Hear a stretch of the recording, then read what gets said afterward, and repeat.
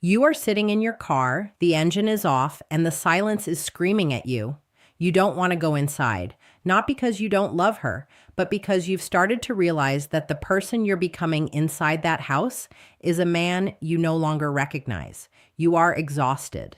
Not from work, not from the gym, but from the constant, invisible weight of trying to solve a puzzle that wasn't meant to be finished.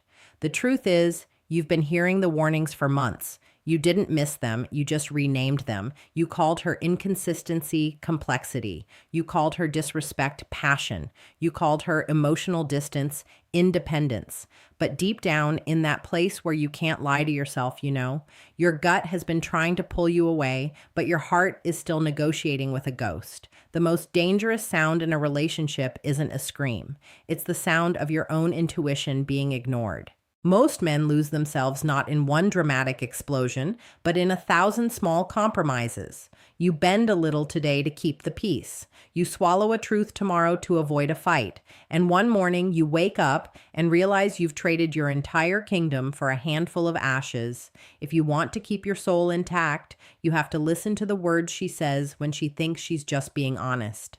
You have to stop listening to the tone of her voice and start listening to the reality she is building for you.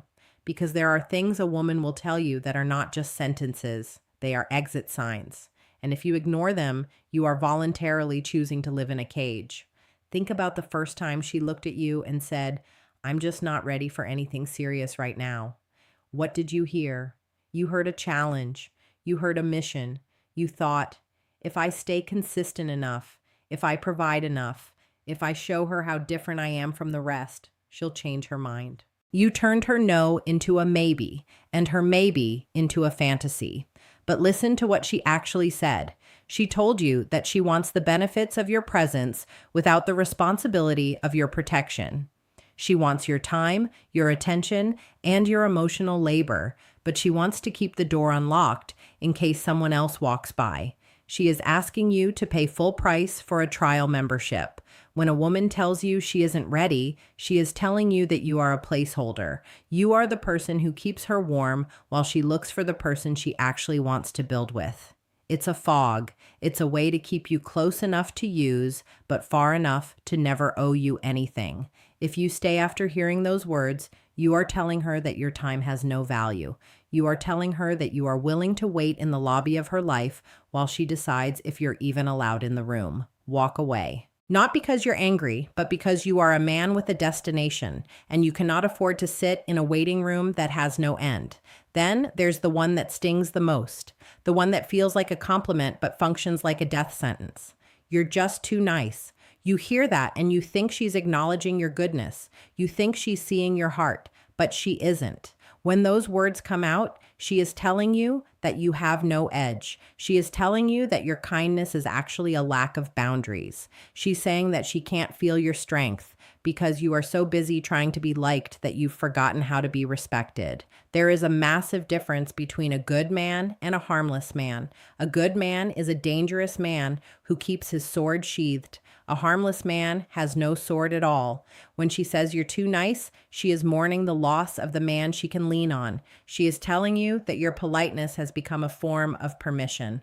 You've let the small things slide. You've apologized for things you didn't do. You've shrunk your personality to fit into the spaces she leaves for you. She is telling you that she is bored. Not because she wants a bad boy, but because she wants a man who has a no that carries weight. If you are always available, always agreeable, and always accommodating, you are not a partner. You are furniture, you are comfortable, but you are not compelling. If she tells you that you're too nice, she has already stopped seeing you as a leader. She has started seeing you as a servant, and you cannot build a life with someone who views your character as a weakness. The third thing she'll say is often wrapped in a blanket of tragedy. My ex really messed me up. Your protector instinct kicks in the second you hear this. You want to heal her. You want to be the one who proves that not all men are like that. You want to be the hero of her story. But you have to realize something very cold and very real. You are not a rehabilitation center for unhealed trauma. When a woman makes her past pain the centerpiece of her current identity, she is giving herself a permanent get out of jail free card. Every time she is cold, it's because of her ex. Every time she lies, it's because she was lied to. Every time she withdraws her affection, it's because she's scared of being hurt again. You find yourself paying off a debt you didn't incur. You are being punished for crimes you didn't commit. You are walking on eggshells, censoring your own needs and suppressing your own feelings because you don't want to trigger her. But here is the psychological truth.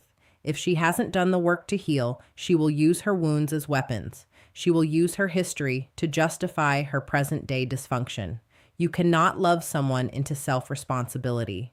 You cannot be so consistent that she suddenly becomes whole. If she is using her past as an excuse to avoid being a partner today, she is not looking for a lover. She is looking for a hostage who will feel too guilty to leave. Compassion is a virtue, but empathy without boundaries is self-destruction. You can wish her healing from a distance. You do not have to let her trauma become the blueprint for your relationship. Then comes the phrase that turns love into a ransom note. If you really loved me, you would do this. This is the ultimate leverage. It's a trap designed to make you choose between your dignity and her approval. It's emotional coercion dressed up as intimacy. The moment those words are spoken, the relationship is no longer about two people growing together. It is about one person testing the limits of how much the other will sacrifice. Think about what she's asking in those moments.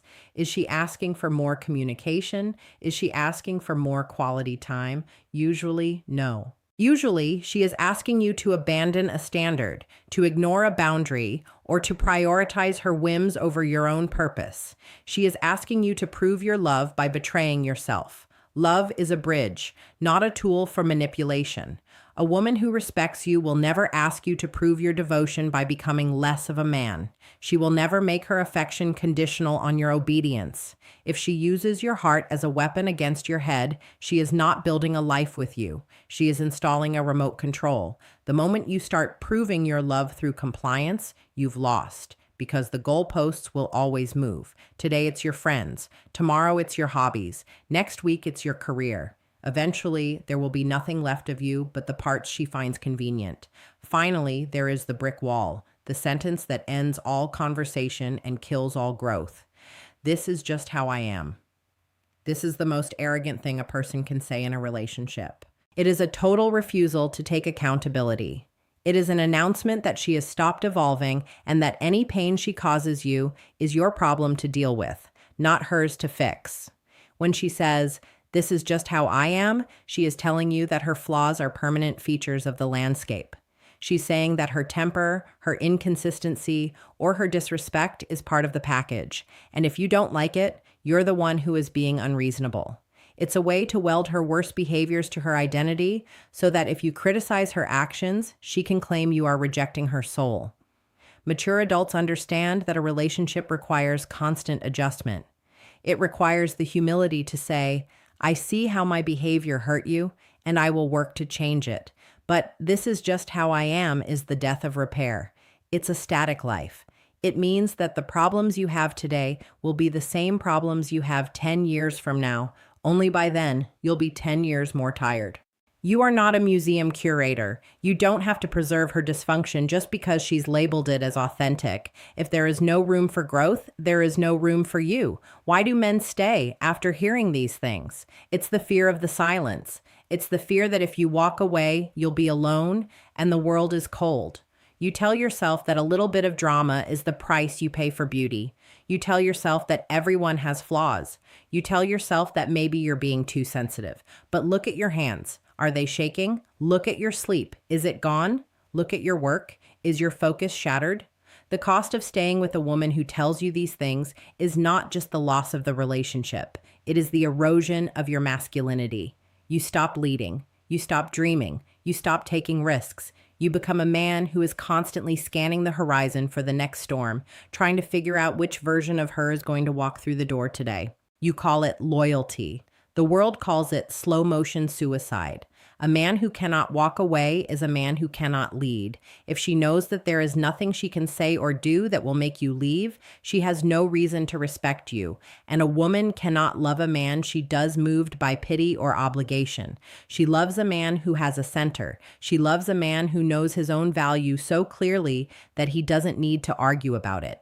Walking away isn't about being cruel. It isn't about winning a breakup. It's about a radical act of self-respect. It's about saying, I love you, but I love the truth more. I want you, but I need peace more. I value this connection, but I will not sacrifice my sanity to keep it on life support. There is a terrifying power in silence. When you finally stop explaining, stop arguing, and stop begging, you reclaim your energy.